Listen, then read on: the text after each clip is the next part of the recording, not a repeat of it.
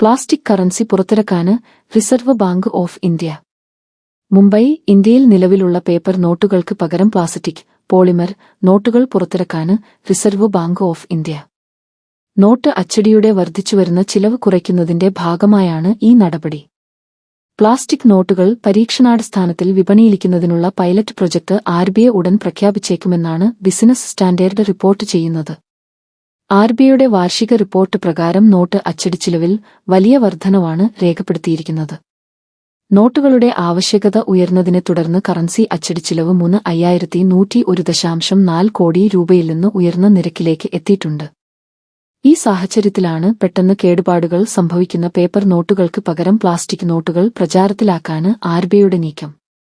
ഇന്ത്യയിൽ നിലവിലുള്ള പേപ്പർ നോട്ടുകൾക്ക് പകരം പ്ലാസ്റ്റിക്, പോളിമർ നോട്ടുകൾ പുറത്തിറക്കാന് റിസർവ് ബാങ്ക് ഓഫ് ഇന്ത്യ.